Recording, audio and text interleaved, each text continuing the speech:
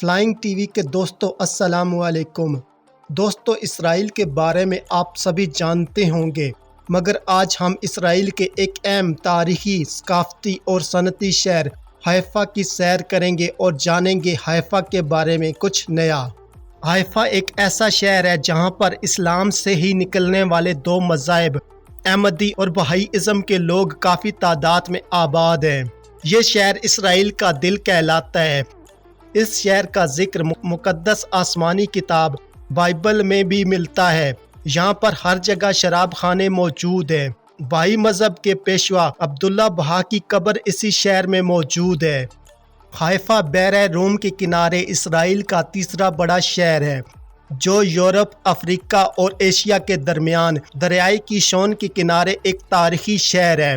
Mount Carmel کی شمالی ڈھلوان پر واقع یہ شہر 3 حصوں میں تقسیم ہے۔ سب سے نچلا حصہ اہم صنعتی اور تجارتی مرکز ہے، جس میں حیفا کی بندرگاہ بھی شامل ہے۔ شہر کا درمیانی علاقہ ماؤنٹ کارمل کی ڈھلوان پر موجود ہے، جہاں پر بیشتر رہائشی بلڈنگز تعمیر کی گئی ہیں، جبکہ سب سے اونچائی پر موجود سطح جدید بلڈنگز پر مشتمل ہے۔ یہاں سے اسرائیل کے دیگر علاقوں کے نظاروں کے ساتھ لبنان کا بارڈر بھی دیکھا جا سکتا ہے۔ حیفا میں بہت سارے دلچسپ مقامات موجود ہیں۔ یہاں کا صاف ماحول، خوبصورت انفراسٹرکچر اور تاریخی مقامات پوری دنیا کے سیاحوں کو اپنی طرف متوجہ کرتے ہیں۔ حیفا شہر کا ذکر آسمانی کتاب بائبل میں بھی ملتا ہے۔ قدیم عبرانی زبان میں حیفا کا مطلب ہے خوبصورت ساحل۔ یہ اسرائیل کی سب سے بڑی بندرگاہ بھی ہے۔ یروشلم اسرائیل کا ایک ثقافتی مرکز ہے، تو تل ابیب ایک گلیمر سے بھرپور جدید شہر ہے، جبکہ حیفا اس ملک کا صنعتی مرکز ہے۔ حیفا شہر کو 23 اپریل 1948 اسرائیل نے فلسطینی فوجوں سے چھین کر اس پر قبضہ کیا۔ حیفا تل ابیب سے 90 کلومیٹر شمال کی طرف واقع ہے۔ حیفا کی کل آبادی کے 1/3 یہودی سوویت یونین سے آنے والے تارکین وطن کی اولاد ہیں۔ یہاں پر انگریزی سے زیادہ رشین زبان بولی جاتی ہے۔ شہر کی آبادی 10% عیسائی عربوں پر مشتمل ہے، جبکہ آبادی کا اکثریتی حصہ یہودی مذہب سے تعلق رکھتا ہے۔ حیفا کی کل آبادی کا 4% مسلم اور 1% احمدی فرقے سے تعلق رکھنے والوں پر مشتمل ہے۔ ہر سال اس شہر میں فلم فیسٹیول کا انعقاد کیا جاتا ہے۔ حیفا کے ساحل سمندر تل ابیب کی طرح انتہائی خوبصورت اور صاف ستھرے ہیں۔ یہاں پر پراپرٹی کی قیمتیں کافی زیادہ ہیں۔ کارمل پہاڑی سلسلہ، جس کے دامن میں حیفا شہر موجود ہے، عیسائی اور مسلم ادب میں ایک مقدس مقام کی حیثیت رکھتا ہے۔ اس شہر میں اب تک ریکارڈ کیا جانے والا سب سے کم درجہ حرارت 0 ڈگری سینٹی گریڈ ہے۔ حیفا کی آبادی تقریباً 9 لاکھ افراد پر مشتمل ہے، جبکہ اس شہر کا کل رقبہ تقریباً 63 اسکوائر کلومیٹر پر مشتمل ہے۔ حیفا کی کل رقبے کا 16% پارکس پر مشتمل ہے۔ حیفا کا بہائی گارڈن اور جرمن کالونی سب سے خوبصورت مقامات ہیں۔ بہائی ایک مذہب ہے جو 1844 کو ایران سے نکلا تھا۔ اس مذہب کے تقریباً 60 لاکھ پیروکار دنیا میں اس وقت موجود ہیں۔ بہائی مذہب سے تعلق رکھنے والے زندگی میں ایک دفعہ ضرور بہائی گارڈنز کی زیارت کے لیے جاتے ہیں۔ حیفا شہر کے مرکز میں ماؤنٹ کارمل پر حیفا کی جرمن کالونی واقع ہے۔ اس علاقے کو 18ویں صدی عیسوی کے دوران جرمنز نے آباد کیا تھا اور اب یہ حیفا کا دل کہلاتا ہے۔ حیفا کی جرمن کالونی کھانے پینے کی اشیاء کے لحاظ سے کافی مشہور ہے۔ عبرانی شہر حیفا اسرائیل کی ایک اہم بندرگاہ ہے۔ اس شہر کا پہلی دفعہ ذکر 14ویں صدی عیسوی قبل از مسیح میں جا کر ملتا ہے۔ 5ویں صدی عیسوی تک یہاں پر ایک چھوٹی سی یہودی آبادی قائم تھی۔ صلیبی جنگوں کے دوران یہ شہر ایک علاقائی بندرگاہ کے طور پر متعارف ہوا۔ اس قصبے کو پہلی دفعہ 11ویں صدی عیسوی میں عیسائیوں نے فتح کیا، جو اسے کیفا کے نام سے پکارتے تھے۔ بعد کے دور میں 1799 عیسوی کو نیپولین نے اس شہر کو اپنے زیر قبضہ کر لیا۔ 1839 کو مصری جنرل ابراہیم پاشا نے حیفا پر قبضہ کر لیا، لیکن 1840 کو یہ شہر ترکی کے حوالے کر دیا گیا۔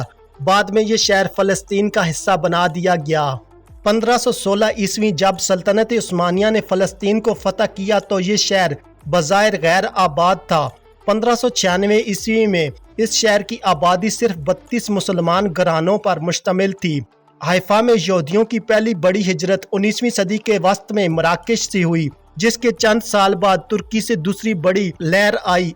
उस वक्त ये एक खुशहाल शहर हुआ करता था और हाइफा की कुल आबादी का 8वां हिस्सा यहूदियों पर मुश्तमिल था, जिनमें से ज़्यादातर मराकश, तुर्की और रशिया से आने वाले महाजर थे। यहूदियों की मुसलसल हिजरत की वजह से इस शहर की आबादी में इजाफा हुआ।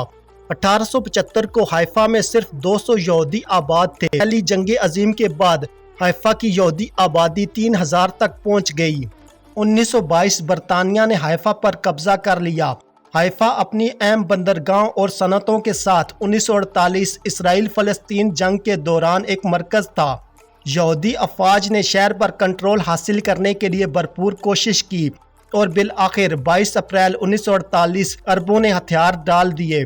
जंग से पहले इस शहर में 50,000 के लगभग अरब यहाँ पर आबाद थे, मगर जंग के खात्मे पर यहाँ पर सिर्फ 3,000 अरब आबाद थे। ज़्यादातर लोग जंग के दौरान ये शहर छोड़कर चले गए। यहाँ पर अब भी मुस्लिम, ईसाई और यहूदी फ़िरके से ताल्लुक़ रखने वाले लोग आबाद हैं। हाइफा में 1933 को गहरे पानी की बंदरगाह का क़याम अमल में लाया गया।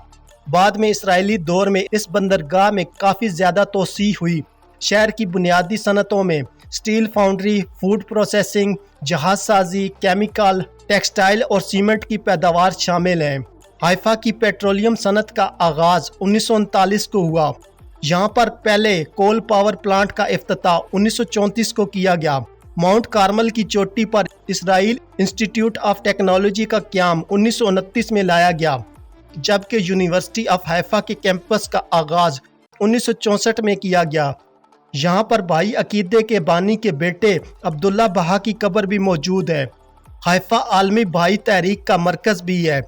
2008 में शहर की कई भाई यादगारों और इमारतों को यूनेस्को वर्ल्ड हेरिटेज साइट्स का हिस्सा बनाया गया।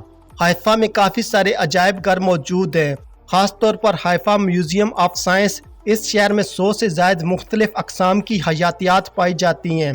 हाइफा का immigration and navy museum Israeli navy की कुछ यादगार फतवात की याद में तामीर किया गया है। तकरीबन एक दिन में सियाह हाइफा के तमाम सियाती और तारीख़ी मकामात देख सकते हैं। दोस्तों, आज की मेरी ये वीडियो इसराइली शहर हाइफा के बारे में थी। उम्मीद है कि आपको ये वीडियो पसंद आई होगी।